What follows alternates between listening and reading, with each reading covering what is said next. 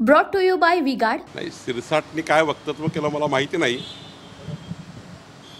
पण एकनाथ शिंदेजी यावर बोलतील. पण कुठेतरी त्यांचा हा जो वक्तव्य आहे पुढे विधानसभेच्या अनुषंगाने जास्त जागा मिळाव्या त्याची तयारी आणि त्या अनुषंगाने हे वक्तव्य कसं पाहतं राजकीय? मी सांगितलं ना की एकनाथ शिंदेजी सिरसाटाच्या विधानावर बोलतील. एकनाथ शिंदे बोलले तर मग मला बोलता येईल. अनावश्यक विधान आहे असं वाटतं? नाही, मी कुणाला आवश्यक किंवा अनावश्यक बोलणं हे काही योग्य नाही, पण सिरसाट जे बोलले आहे त्यावर एकनाथ शिंदेजीची भूमिका येणं आवश्यक आहे. उनका बैकअप सिर्फ कल तक और हमारा चांद तक. हमारा नेता कैसा हो जो नॉन स्टॉप बैकअप दे वैसा हो. अब की बार वी गॉट इन्वर्टर बैटरी का चमत्कार. बोर्डाला 10 कोटी रुपये दिले, त्याच्यावर संघाच्या संघटनांनी नाराजी व्यक्त केलेली आहे. अनेक लोक नाराजी व्यक्त करतात. नाही, मी एवढंच म्हटलं आहे की वक्फ बोर्डानी किंवा वक्फच्या तेव्हाच्या कायद्याअंतर्गत किंवा वक्फचा वापर करून मोठ्या प्रमाणावर जमिनी अतिक्रमित केल्या आहे. मोठ्या प्रमाणावर हिंदूंच्या, मागासवर्गीयाच्या, आदिवासीच्या जमिनी वक्फ बोर्डामध्ये त्यांच्या नावाने करून घेतल्या आहे. त्या जमिनी परत मिळाव्या, त्या जमिनी ज्यांच्या मालकीच्या त्यांना त्या परत द्याव्या याकरता रेकॉर्ड दुरुस्ती करावा अशी मागणी आम्ही केली आहे. आणि त्याकरता लागणारा पैसा हा वाटल्यास सरकारने खर्च करावा. पण या जमिनी तातडीनं खाजगी मालकीच्या काही जमिनी आहेत, काही मंदिराच्या जमिनी आहेत, काही जमिनी त्या ठिकाणी मागासवर्गीयाच्या आहेत, काही जमिनी ह्या आदिवासीच्या आहे. या जमिनी परत होणे आवश्यक आहे. मोठ्या प्रमाणावर परस्पर जमिनी वक्फ बोर्डामध्ये लागलेल्या आहे, त्या जमिनी परत व्हाव्या. त्याच्यासाठी हे म्हणजे दुरुस्ती व्हावी त्याच्यात, म्हणून दुरुस्ती व्हावी त्याच्यात. माझं म्हणणं आहे तातडीनं दुरुस्ती झाली पाहिजे. त्याचा रेकॉर्ड मोठ्या हाय लेवलला एक अथॉरिटी तयार करून किंवा जे काही त्याचं मेकॅनिझम असेल ते केलं पाहिजे. पण तातडीनं हिंदूंच्या, मागासवर्गीयाच्या, आदिवासीच्या आणि काही खाजगी जमिनी ज्या परस्पर लावून टाकलेल्या आहेत त्या तातडीनं लोकांना परत मिळायला पाहिजे. त्या संस्थांना परत मिळायला पाहिजे. काही तर मंदिराच्या जमिनीसुद्धा वक्फच्या नावाने दाखवलेल्या आहेत, त्याही परत मिळाल्या पाहिजे. भाइयों बहनों, उनके राज में पावर रहे अनस्टेबल और हम रखे सब स्मूथ और स्टेबल. हमारा नेता कैसा हो जो स्टेबल पावर दे वैसा हो. अब की बार वी गॉट एसी स्टेबलाइजर का चमत्कार. मुसलमानसह सर्व धर्मीयांनी आम्हाला मतदान केलं, एम फॅक्टर मध्ये मराठी येतो असं म्हटलं होतं. नाही, उद्धवजीचं जे काही मतदान झालं आहे किंवा त्यांना जे काही पर्सेंटेजचा व्होट मिळाले आहे त्यामध्ये मोठा वाटा, 51% वरचा मोठा वाटा हा मुस्लिमांचा आहे. आणि हे बूथवरनं सिद्ध होते. मी काही ज्या मशीनवर रेकॉर्ड आलेला आहे, मशीनवर ज्या पद्धतीने मतदान झालं आहे त्या मतदानावरनं कळतं की उद्धव ठाकरेजींनी ज्या पद्धतीने हिंदुत्व विरोधी भूमिका मागच्या 2-2.5 वर्षापासून स्वीकारली आहे त्या भूमिकेतनं त्यांना मतदान झालं आहे. आणि त्यांना जर आता वाटतं अभिमानाचा, या बाबीचा जर अभिमान उद्धवजीला वाटत असेल तर त्यांचा त्यांना लखलाभ आहे. पण हिंदू हृदय सम्राट बाळासाहेब ठाकरेजी जेव्हा हे बघत असतील तेव्हा मात्र नक्की त्यांच्या मनाला वाईट वाटत असेल, त्यांच्या आत्म्याला वाईट वाटत असेल. खरं तर हा मोठा दगाफटका हिंदू हृदय सम्राट बाळासाहेब ठाकरेंच्या विचारासोबत आहे. प्रणिती शिंदे यांनी फडणवीसांवर गंभीर असे आरोप केलेले आहे की दंगल लावण्याचा प्रयत्न केला. सोलापुरात दंगल घडवण्याची योजना होती. आपलं वक्तव्य रोज टीव्हीवर बघण्याकरता काही लोकांना सवय लागली आहे. असं स्फोटक वक्तव्य करायचं ज्यातनं आपले त्या ठिकाणी काही प्रसिद्धी वाढेल. खरं तर दंगली थांबल्या पाहिजे याकरता मोदीजी आणि आम्ही सर्व काम करतो आहे. समाजात तेढ निर्माण होऊ नये याकरता काम करताय. मोदींचं सरकार आणि देवेंद्रजी एकनाथजीचं सरकार हे याकरता काम करत आहे दंगली घडवण्याचं पाप या महाराष्ट्रात आणि देशात कुणी केलं तर शरद पवार साहेबाच्या काळात झालं, काँग्रेसच्या काळात झालं. आमच्या काळात कधी दंगली होत नाही आणि तसा विचारही कोणी करत नाही. महाविकास आघाडीनं निवडणुकीची तयारी सुरू केलेली आज बैठक झाली आणि त्यांनी विजयाचा दावा केला. काही थोड्या यशाने लोक हुरळून गेले आहे. 0.3% फक्त फरक पडला आहे आणि 0.3% फरक यावर सर्व लोकांना मुख्यमंत्री पद मिळण्याकरता खूप त्या ठिकाणी उत्साह आला आहे. 5 मुख्यमंत्री आतापर्यंत महाविकास आघाडीकडे जाहीर झालेले आहेत. महाराष्ट्रामध्ये सर्वात महत्त्वाचं काय आहे की या ठिकाणी मोदीजीच्या सरकारच्या 5 वर्षाच्या पुढच्या काळातला संपूर्ण विकास आणि संपूर्ण योजना महाराष्ट्राच्या 14 कोटी जनतेपर्यंत पोहोचवाव्या याकरता महाराष्ट्राचं सरकार महत्त्वाचं आहे. केंद्रातलं सरकार आणि राज्याचं सरकार एकच जर असेल तर पूर्ण विकास होतो. आणि मला हे आपल्याला सर्वांना माहिती आहे, जर चुकून महाविकास आघाडीला जर मतदान झालं तर हे मतदान मोदीजींच्या संपूर्ण योजना बंद करण्याकरता असेल. महाविकास आघाडीला मत देणं म्हणजे मोदी सरकारच्या योजनांना बंद पाडणे आहे. मी आधीच सांगितलं की आयुष्यमान भारतसारखी योजना, 75 वर्ष वयाच्या वरच्या लोकांना आरोग्याची योजना, अन्न सुरक्षा अभियान, किसान योजना, प्रधानमंत्री किसान योजना साऱ्या बंद पाडतील. महाविकास आघाडीचा अजेंडा एकच असणार आहे की मोदी सरकारच्या योजना बंद पाडा. आणि त्यामुळे महाविकास आघाडीला महाराष्ट्र मतदान करणार नाही. या निवडणुकीमध्ये जात पात धर्म याचा आधार घेऊन काही लोकांनी मतदान मागितलं.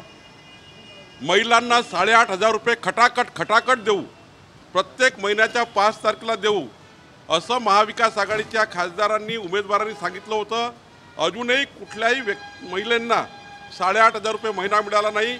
काँग्रेसच्या कार्यालयासमोर महिला रांगा लावतात आहे आणि पुढच्या काळामध्ये महाविकास आघाडीच्या खासदाराच्या घरासमोर खटाखट 8,500 रुपये मिळाले पाहिजे याकरताही रांगा लागणार आहे असं मला दिसतं आहे. खोटं बोलून लोकांचं मतदान घेतलेलं आहे. खोटं बोलून त्या ठिकाणी जनतेची फसवणूक केली आहे.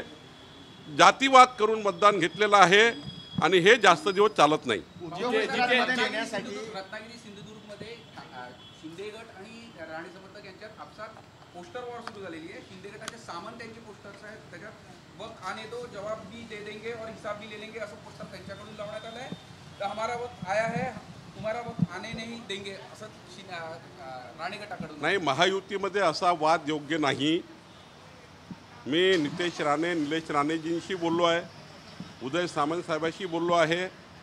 दोघांनाही विनंती आहे की हा आपण ज्या उद्दिष्टाकरता काम करतो आहे ते उद्दिष्ट आहे मोदी सरकारच्या कामं हे समाजाच्या शेवटच्या माणसापर्यंत पोहोचवणे.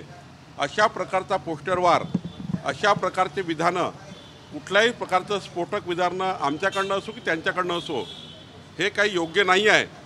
शेवटी याचा कुठल्या तरी लेवलला आम्ही विचार करू. एकदा आम्ही सांगितलेलं आहे, पण तरी जर वारंवार असं होत असेल तर आम्ही याचा विचार करू. महाविकास आघाडीने चुनाव की तैयारी शुरू की है. आज प्रेस कॉन्फ्रेंस भी हुई, बैठक भी हुई. देखिए, लोकसभा के चुनाव में थोड़े 0.3% वोट महाविकास आघाड़ी को ज़्यादा मिले हैं. अगर वोटों की बात करें तो मुंबई में हम 2 लाख वोट ज़्यादा लिए हैं. तो महाविकास आघाड़ी के नेता मुख्यमंत्री के 5 दावेदार बन चुके हैं. 0.3% वोट ज़्यादा मिले हैं. हमने माना है कि हम जहाँ गलतियाँ हुई है वो दुरुस्त करेंगे. हम जहाँ पे कमज़ोर गिरे वहाँ अच्छा सा काम करेंगे. जो वर्ग में हम अपना विश्वास नहीं जीत पाए वो उस वर्ग में भी काम करेंगे. लेकिन ऐसा नहीं है कि 0.3% से किसका मुख्यमंत्री बन जाएगा, इनका मुख्यमंत्री बन जाएगा. सारे दिन में सपने देखने लग गए हैं. मुझे विश्वास है कि महाराष्ट्र की जनता फिर विचार करेगी और मोदी जी सरकार की अगले 5 साल की योजनाएं जो गरीब कल्याण की, मध्यम वर्गीय कल्याण की है, महाराष्ट्र के विकास की है, वो योजना बंद गिराने के लिए महाविकास आघाड़ी काम कर रही है. और मुझे अभी भी महाविकास आघाड़ी का षड्यंत्र ऐसा दिखता है कि ये अगर गलती से चुन के आते हैं, इनको अगर गलती से वोट मिल जाता है तो आगे 5 साल जो मोदी जी की सरकार दिल्ली में है, केंद्र में है, उस केंद्र की सरकार का लाभ महाराष्ट्र को रोक देंगे ये महाविकास आघाड़ी के लोग मोदी जी को पसंद ही नहीं करते हैं, व्यक्तिगत रूप से आलोचना करते हैं मोदी जी की, और जो मोदी जी के व्यक्तिगत विरोधी है उनको डर लगता है मोदी जी से, तो उनकी योजना क्या चलाएंगे। तो मुझे लगता है एक बार थोड़ा हम लोग जजमेंट नहीं कर पाए, हमारी थोड़ी चूक रह गई है, वो चूक दुरुस्त करेंगे और निश्चित रूप से महाराष्ट्र में फिर एक बार मोदी जी के नेतृत्व में, फिर एक बार मोदी जी की योजना के लिए, महाराष्ट्र में किसानों के लिए, महाराष्ट्र को किसान के पीएम सम्मान योजना के लिए, सब्सिडी में यूरिया मिलने के लिए, सब्सिडी में जो हमारे वहाँ पर किसानों के जो साधन होते हैं उनको मिलने के लिए मोदी जी की सरकार का काम महाराष्ट्र के सरकार के माध्यम से ही पहुँचता है। महाविकास आघाड़ी को वोट देना यानी मोदी जी की योजना को रोकना है, इसलिए महाराष्ट्र में लोग विचार करेंगे और महाविकास आघाड़ी को कभी वंदन नहीं करेंगे। 5 मुख्यमंत्री दिन भर सपना देख रहे हैं, विकास की बात कोई करते नहीं है, सवेरे उठकर केवल आलोचना करते हैं। आलोचना से पेट नहीं भरता, काम से लोगों को विकास चाहिए, लोगों को रोजगार चाहिए, उसके लिए बात करनी चाहिए। उद्धव ठाकरे ने टीका केलेली आहे। उद्धव ठाकरे ने उद्योगांना गुजराती देखिए, मैं बार बार कह रहा हूँ कि भारतीय जनता पार्टी की भूमिका क्या है। भारतीय जनता पार्टी ने और खुद मैंने ये कहा है कि वक्फ बोर्ड के नाम पे हिंदुओं की, मागास वर्गीय और आदिवासी की जमीनें डायरेक्टली वक्फ ने अपने नाम पे कर लिए, वक्फ बोर्ड पे नाम पे हो गई है, और जो जमीनें हजारों एकड़ लाखों एकड़ जमीनें उनके नाम पे चली गई है, और ये किसी ने षड्यंत्र के माध्यम से किया है, कुछ प्राइवेट मालमत्ता भी लगी है। तो हमने डिमांड की है कि वक्फ बोर्ड का रिकॉर्ड है वो डिजिटलाइजेशन करना चाहिए, और उनके पास जो गलतियों से जो जानबूझकर जमीनें उन्होंने अतिक्रमित की है वो सारी जमीनें हिंदुओं को, मागास वर्गीय और आदिवासी को वापस मिलनी चाहिए, इसलिए काम होना चाहिए। और बहुत बड़ा नुकसान अनेक समाजों का हुआ है, और वक्फ बोर्ड ने भी ये सारी ज़मीनें छोड़ देना चाहिए। इसलिए हमारी डिमांड ये है, कोई बात का बतंगड़ बना लिया है, हमारी क्लियर डिमांड है कि वक्फ बोर्ड ने सारी ज़मीनें छोड़ देनी चाहिए। आरएसएस की टिप्पणी के बाद कांग्रेस भी अब भाजपा पे टिप्पणी कर रही है। नहीं, ठीक है, कुछ हमारे में कमी रह गई है, वो दुरुस्त करेंगे। हम लोगों का जो आकलन है वो कुछ थोड़ा कम ज़्यादा हुआ है, लेकिन मोदी जी को बहुत वोट मिले हैं महाराष्ट्र में, कुछ वोट अगर नहीं मिले हैं तो उसके लिए हम सुधार करेंगे और फिर एक बार जनता में जाएंगे। हम आदिवासी समाज में जाएंगे, उनको जो बताया गया कि मोदी जी आने के बाद आपका आरक्षण और आपके अधिकार निकाल लेंगे, हम आदिवासी समाज में जाएंगे कि मोदी जी आने के बाद 10 साल में कौन सा उन्होंने आदिवासी के साथ ऐसा काम किया है जो आपने वोट नहीं दिया। उल्टा मोदी जी ने 16,000 करोड़ का आदिवासी का बजट ये 86,000 करोड़ साल का किया है। हम मागास वर्गीय समाज में भी जाएंगे, उनको भी कहेंगे कि मोदी जी ने तो संविधान हाथ में लेकर मोदी जी ने एनडीए के नेता के रूप में प्रधानमंत्री बने, और ये मोदी जी ने कहा कि संविधान को ही ग्रंथ मानकर हम विश्व में भारत को आगे लेके जाएंगे। और बाकी रह गई बात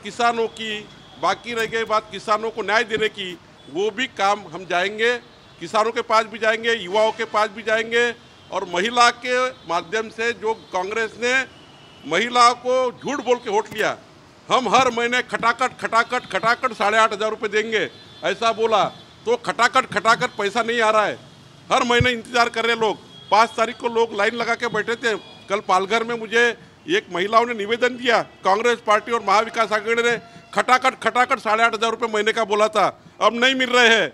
वो भी हम जनता में जाएंगे और कांग्रेस का झूठा जातिवादी प्रचार, संविधान मोदी जी बदलने वाले हैं, झूठा प्रचार, आदिवासियों के सारे हक निकालेंगे, ये झूठा प्रचार, ये जो कांग्रेस ने और महाविकास आघाड़ी ने किया, ये हम गांव-गांव जाकर, घर-घर जाकर फिर जनता में जाएंगे और पूरे विश्वास के साथ फिर एक बार जनता के बीच में जाकर विजय हासिल करेंगे। गुजरातेत उद्योगांना मोठ्या प्रमाणात सवलत देण्यात येते, एका रोजगारासाठी जवळपास 3 कोटींची सवलत देण्यात येत असल्याचे खोटा नरेटिव्ह तयार करतात, काही सांगतात। उलट काँग्रेस पार्टीच्या सरकारने कर्नाटकमध्ये आज 3 रुपये डिझेल पेट्रोल वाढवला आहे।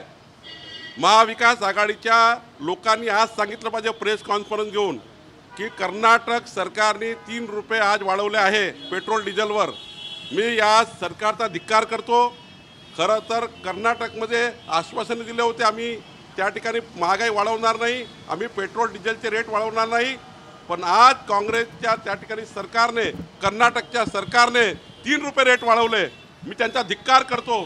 आणि हे लोक बोलतात एक आणि करतात एक. महाविकास आघाडी म्हणजे भकास आघाडी आहे. या भकास आघाडीला आता जनता थारा देणार नाही असं मला वाटतं. जिथे रामाचं वास्तव आहे तिथे तिथे भाजपाचा पराभव झाला असं उद्धव ठाकरे यांनी आरोप केलेला. मी वारंवार सांगतो आहे की खोटा प्रचार केला आणि खोटा प्रचारामध्ये आम्ही कमजोर पडलो. त्यांचा खोटा प्रचार दुरुस्त करण्याकरता प्रत्येक ठिकाणी खोटा प्रचार केला. नाशिकमध्ये खोटा प्रचार केला, संविधान बदलणार आहेत. प्रत्येक ठिकाणी खोटा प्रचार केला.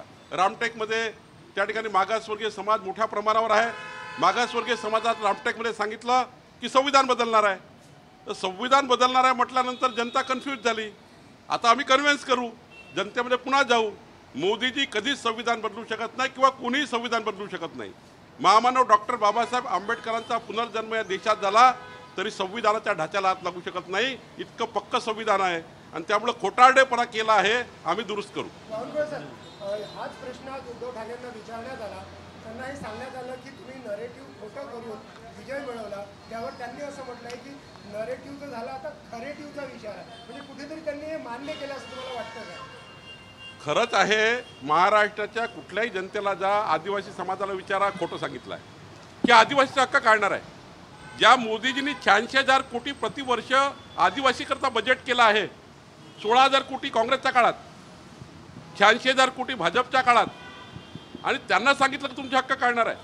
मागासवर्गीयाला सांगितलं. या रामटेकमध्ये, नागपूरमध्ये आणि पूर्ण महाराष्ट्रात दीक्षाभूमीचं पवित्र स्थळ नागपूरमध्ये आहे, इथे सांगितलं की संविधान बदलणार आहे. खोटारडेपणा केला आहे. पण खोटारडेपणा एकचदा चालतो, 10दा चालत नाही. जनता पुन्हा एकदा याचा विचार करेल. शरद पवारांनी टीका केली आहे. जिथे जिथे मोदींची सभा झाली त्या ठिकाणी महाविकास आघाडीचा विजय झाला, अशा पद्धतीची टीका शरद पवार. मोदीजींची सभा ही आमच्या मागणीवरनं झाल्या. मी स्वतः मोदींच्या सभेची मागणी केली अध्यक्ष म्हणून. मोदीजी त्या ठिकाणी आले. आणि जिंकणे हारणे आमच्याकरता महत्त्वाचं नाही आहे. आमच्याकरता आमचे प्रधानमंत्री गावात आले. आमचे प्रधानमंत्री प्रत्येक त्या ठिकाणी येऊन जनतेचा आशीर्वाद घेतला. एखादी सीट जिंकली हारणी याकरता आम्ही काम करत नाही आहे.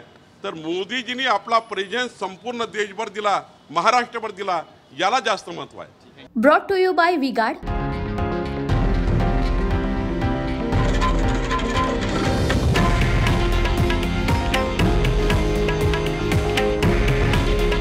हे आहे देशातील नंबर 1 न्यूज नेटवर्क आणि आपण पाहत आहात TV9 मराठी. काळजी तुमची, हित महाराष्ट्राचं.